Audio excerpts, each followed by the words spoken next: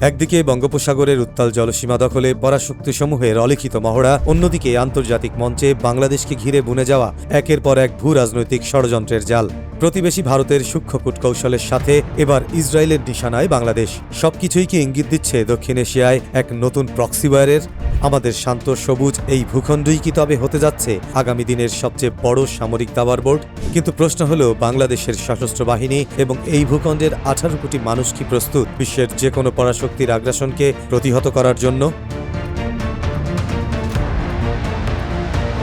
আন্তর্জাতিক রাজনীতিতে কোনো স্বাধীন দেশকে আক্রমণ করার প্রথম পদক্ষেপই হল মিথ্যা বয়ান তৈরি করা। সম্প্রতি ভারতে নিযুক্ত ইসরায়েলি রাষ্ট্রদূত রিউভেন আজার বলেছেন, হামাসের কার্যক্রম নাকি এখন শুধু মধ্যপ্রাচ্যে সীমাবদ্ধ নেই, এর শক্তিশালী নেটওয়ার্কের বিস্তার ঘটেছে বাংলাদেশ এবং পাকিস্তানে। একটু চিন্তা করে দেখুন, ইসরায়েলের মতো একটি ধূর্ত দেশ, যাদের সাথে আমাদের ন্যূনতম কোনো কূটনৈতিক সম্পর্ক নেই, তারা কেন হঠাৎ করে হামাসের সাথে বাংলাদেশের নাম জড়াচ্ছে?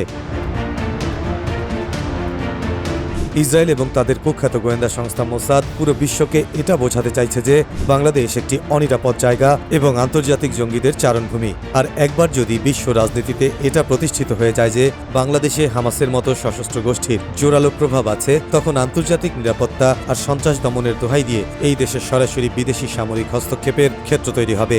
সেই সাথে আমেরিকার ইন্দো প্যাসিফিক কৌশল আর চীন ও আমেরিকার বঙ্গোপসাগরের আধিপত্য বিস্তারের লড়াইয়ের কারণে বাংলাদেশ আজ অত্যন্ত সংবেদনশীল একটি ভৌগোলিক কেন্দ্রবিন্দুতে পরিণত হয়েছে। আমাদের সীমান্ত ঘিরে ভারতের যে কৌশলগত অবস্থান, তা কোনোভাবেই এড়িয়ে যাওয়ার সুযোগ নেই। ভারতের উত্তর পূর্বাঞ্চলীয় রাজ্যগুলোকে যুক্ত রাখা শিলিগুড়ি করিডোর বা চিকেন স্নেক সামরিক দিক থেকে অত্যন্ত ঝুঁকিপূর্ণ। আর ঠিক এই কারণেই ভারতের মূল লক্ষ্য থাকে বাংলাদেশে তাদের সুবিধাজনক একটি কৌশলগত নিয়ন্ত্রণ রাখা, যাতে কোনো আঞ্চলিক পরাশক্তি এখানে প্রভাব বিস্তার করতে না পারে। ভারতের বাণিজ্যিক ও সামরিক চাপ আমাদের ওপর বজায় রাখার যে মনস্তাত্ত্বিক চেষ্টা, সেটিকে এখন কূটনৈতিক ও শক্তিমত্তার সাথে মোকাবিলা করতে হবে। প্রতিবেশীর এই সূক্ষ্ম কূটকৌশল বুঝে বাংলাদেশকে সম্পূর্ণ স্বনির্ভর নীতি গ্রহণ করতে হবে, যেখানে আমাদের সিদ্ধান্ত আমরাই নেব। কোনো বিদেশি শক্তির প্রেসক্রিপশনে বাংলাদেশ চলবে না। দক্ষিণ পূর্ব সীমান্তে মিয়ানমারের সামরিক জান্তার অনাকাঙ্ক্ষিত উস্কানি এবং সীমান্ত লঙ্ঘন আমাদের জাতীয় নিরাপত্তার জন্য এক প্রত্যক্ষ হুমকি। মিয়ানমারের এই আগ্রাসী মনোভাব কিংবা তাদের আভ্যন্তরীণ বিশৃঙ্খলাকে বাংলাদেশ সীমান্তে ছড়িয়ে দেওয়ার যে চেষ্টা চলছে, তা কঠোর হস্তে দমন করা জরুরি। শুধু সীমান্ত পাহারা দেয়া নয়, বরং মিয়ানমারের যে কোনো দুঃসাহসের দাঁত ভাঙা জবাব দিতে বঙ্গোপসাগর এবং টেকনাফ সীমান্তে শক্তিশালী সামরিক উপস্থিতি বজায় রাখা এখন সময়ের দাবি। আমাদের মনে রাখতে হবে, আন্তর্জাতিক দর কষাকষিতে কেবল নমনীয় কূটনীতি কাজ করে না, বরং কূটনীতির পেছনে যখন শক্তিশালী সামরিক সক্ষমতা থাকে, তখনই যে কোনো সীমান্ত হুমকিকে থামিয়ে দেওয়া সম্ভব হয়। আজকের বিশ্বে টিকে থাকতে হলে আধুনিক সামরিক কাঠামোর দ্রুত বাস্তবায়ন অপরিহার্য। আমাদের বিমান বাহিনীকে শক্তিশালী করতে 4+ ও 5 জেনারেশনের আধুনিক মাল্টিরোল কম্ব্যাট এয়ারক্রাফট, উন্নত এয়ার ডিফেন্স ক্ষেপণাস্ত্র ব্যবস্থা এবং দীর্ঘপাল্লার রাডার সংযোজন করা এখন সময়ের দাবি। বঙ্গোপসাগরের সার্বভৌমত্ব রক্ষায় বাংলাদেশ নৌবাহিনীকে সাবমেরিন ফ্লিট, আধুনিক ফ্রিগেট এবং অ্যান্টিশিপ মিসাইলের শক্তিতে বলীয়ান হয়ে একটি পূর্ণাঙ্গ ব্লু ওয়াটার নেভি হিসেবে আত্মপ্রকাশ করতে হবে। পাশাপাশি স্থল বাহিনীর জন্য আধুনিক ড্রোন প্রযুক্তি, সাজোয়া যান, আর্টিলারি সিস্টেম এবং অত্যাধুনিক ক্ষেপণাস্ত্র ব্যবস্থা সংযোজন আমাদের যে কোনো প্রতিপক্ষের বিরুদ্ধে সুনির্দিষ্ট ও নিরঙ্কুশ প্রতিরোধ গড়ে তুলবে।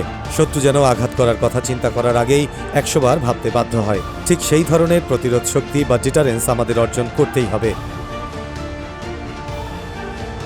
পরাশক্তিগুলোর দাবার বোর্ডে বাংলাদেশ কখনোই কোনো ছক বা বোর্ডে নয়। বাংলাদেশ নিজেই একটি শক্তিশালী সার্বভৌম খেলোয়াড়। 1971 সালে শূন্য হাতে বিশ্ব ইতিহাসের অন্যতম শক্তিশালী সামরিক বাহিনীকে পরাজিত করে যে জাতির জন্ম হয়েছে, সে জাতিকে ভয় দেখিয়ে কিংবা আন্তর্জাতিক ষড়যন্ত্রের ফাঁদে ফেলে স্তব্ধ করা সম্ভব নয়। আজ সময় এসেছে দলমত নির্বিশেষে দেশের প্রতিটি নাগরিকের একতাবদ্ধ হওয়ার। বিদেশি কোনো ড্রোন যদি আমাদের আকাশে চক্কর দেওয়ার দুরাশা করে কিংবা কোনো যুদ্ধজাহাজ যদি আমাদের জলসীমা লঙ্ঘনের দুঃসাহস দেখায়, তবে এদেশের 18 কোটি মানুষ মাতৃভূমি রক্ষায় এক হয়ে দাঁড়াবে। সার্বভৌমত্বের প্রশ্নে বাংলাদেশ কোনো আপোষ করবে না। এদেশ আমাদের, এর জল, স্থল, আকাশসীমা রক্ষার দায়িত্ব আমাদের এবং আমরাই তা শেষ নিঃশ্বাস পর্যন্ত রক্ষা করব।